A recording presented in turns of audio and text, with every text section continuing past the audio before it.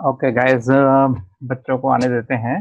तब तक मैं कुछ और डिस्कस करता हूँ आपसे। मैं ये कह रहा था कि आप लोग अब इंजीनियर बनने वाले हैं, ठीक है। अगले 4 साल आपको ट्रेनिंग दी जाएगी इस चीज़ की कि आप इंजीनियर बने, राइट। तो इंजीनियर्स में और बाकी प्रोफेशंस में थोड़ा सा अंतर होता है। जैसे कि मान लीजिए डॉक्टर्स की बात करें तो इंजीनियर्स अलग तरह की पढ़ाई तो करते ही हैं डॉक्टर्स से, पर इंजीनियर्स को ट्रेन भी अलग तरीके से किया जाता है, ठीक है। और उसके पीछे कारण है। जैसे कि जब मैं जॉब करता था तो हमें किस तरह का काम दिया जाता था और क्या एक्सपेक्टेशंस होती थी, ठीक है। तो इंजीनियर्स के पास जब काम आता है ना तो कोई प्रोजेक्ट आता है, ठीक है।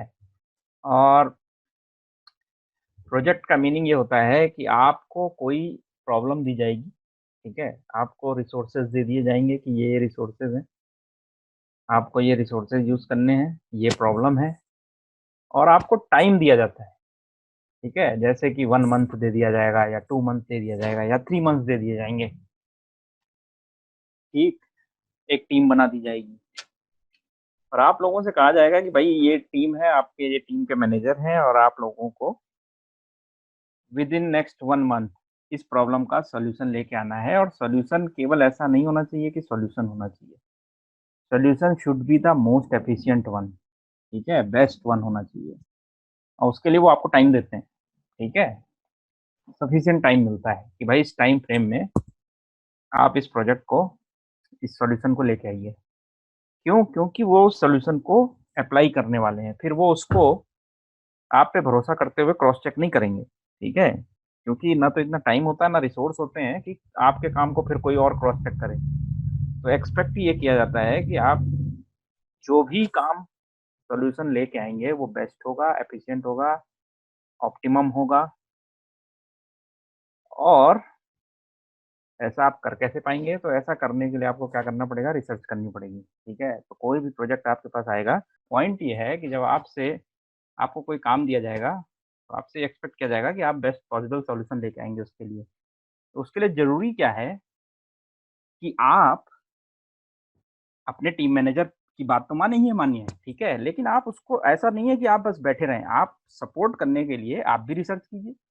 जैसे मैंने 1 मिनट में वहाँ केवल गूगल पे ये टाइप किया कि इज़ ज़ूम ऐप सेफ? तो सबसे पहले वो जो इकोनॉमिक टाइम्स का आर्टिकल है जिसका टाइटल ये है कि zoom app is not safe, ठीक है? मैंने उसी को जाके देखा। तो मैं जो मैसेजेस हैं वो तो मेरे पास भी आ रहे हैं कि भाई ज़ूम ऐप सेफ नहीं है। लेकिन अगर तुम लोग थोड़ा-सा देखो उसके नीचे तो वो किसके लिए सेफ नहीं है भाई?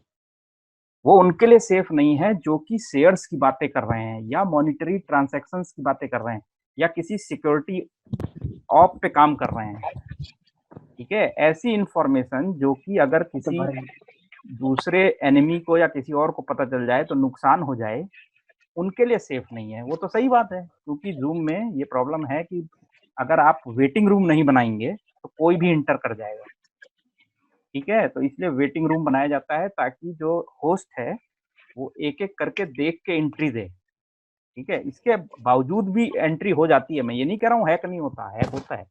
लेकिन यार हाँ हमारी ज़ूम की क्लास को कोई क्यों हैक करेगा ये बताओ? इंजीनियरिंग फिजिक्स बीएसटी 104 की क्लास को कोई चाइना का हैकर या रसिया का हैकर आके क्यों हैक करेगा मेरी क्लास को? ठीक है? ना तो मैं नोबेल प्राइज़ पाया हुआ वो हूँ, साइंटिस्ट हूँ कि यहाँ पे तुम सारे रिसर्च में पीएचडी कर रहे हो बच्चे हो और तुम्हारी हम आपस में ऐसी कोई बात करेंगे जिसमें इतना बड़ा कोई इश्यू हो जाएगा कि भाई लीक हो गया डेटा। ऐसा कुछ नहीं है।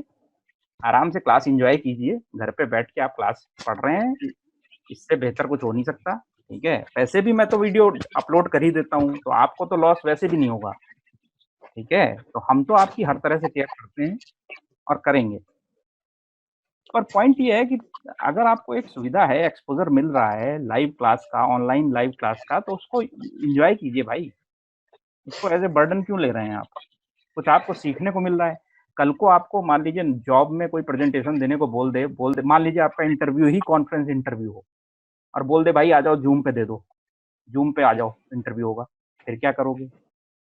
ठीक है? तो हर सिचुएशन को एन्जॉय करना सीखिए, टेंशन मत लीजिए और अगर टेंशन हो रही है तो थोड़ा गूगल को बेहतर तरीके से यूज़ करके उसको देखिए कि सॉल्यूशंस क्या हैं, ठीक है?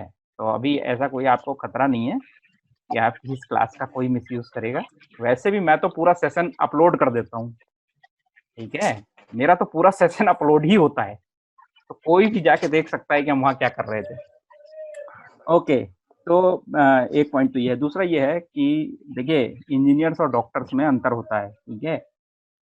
जब आप डॉक्टर के पास जाते हैं, तो आप उससे क्या एक्सपेक्ट करते हैं?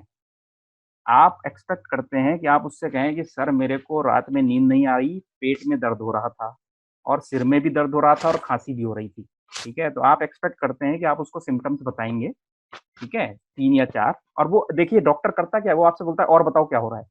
जो सीनियर डॉक्टर होते हैं, जो एजेड होते हैं, थोड़े एक्सपीरियंस्ड होते हैं, वो आपसे क्या बोलते हैं? चुपचाप आपको देखते रहेंगे और बोलेंगे और बताओ क्या हो रहा था? और बताओ, पैर में भी दर्द हो रहा था क्या? खाँसी वो साँस फूल रही थी क्या? मतलब वो आपसे एक्सपेक्ट करते हैं कि आप उनको डिटेल में सिम्पटम्स बताओगे और फिर विदिन 1 मिनट वो आपको दवाई लिख के दे देता है, ठीक है? तो डॉक्टर्स क्या हैं? क्विक थिंकर्स हैं। डॉक्टर्स का जॉब ऐसा है कि उनको ट्रेनिंग दी जाती है क्विक थिंकिंग की, ठीक है? कि फ़ौरन बता दो भैया कि क्या इलाज है। अदरवाइज़ अगर डॉक्टर ने बोला जी ऐसा है यार मेरी तो समझ में नहीं आ रहा, मैं 1 महीने बाद इलाज बताऊँगा, ठीक है? तो वो डॉक्टर कभी सक्सेसफुल नहीं हो सकता। इंजीनियर्स के साथ ऐसा बिल्कुल नहीं है, इंजीनियर्स के साथ बिल्कुल उल्टा है। जब आप इंजीनियर हैं, तो you are supposed to research on things. ऐसा नहीं है कि आपसे कुछ पूछा और आपने बोल दिया सर इसका आंसर तो ये है। भाई पुल बनाना है सर ऐसे बना लो। ये नहीं होता भाई। इंजीनियर्स को टाइम दिया जाता है और उनसे एक्सपेक्ट किया जाता है कि वो दुनिया भर के पुल्स को ब्रिज को देखेंगे और फिर उनमें से जो बेस्ट ऑप्टिमम सॉल्यूशन होगा उस पर्टिकुलर जगह के लिए, उस पर्टिकुलर टाइम पे, वो उसको प्रपोज़ करेंगे अपने सॉल्यूशंस में, ठीक है? तो क्योंकि आप लोग इंजीनियर्स हैं, तो मेरी एक्सपेक्टेशंस भी यही है और आपको अगले 4 साल तक देखिए ना, ये सिखाया जाएगा कि कैसे चीज़ों को ढंग से आराम से रिसर्च करके फिर प्रपोज़ किया जाता है, ठीक है? तो अब अपनी क्लास शुरू करते हैं हम।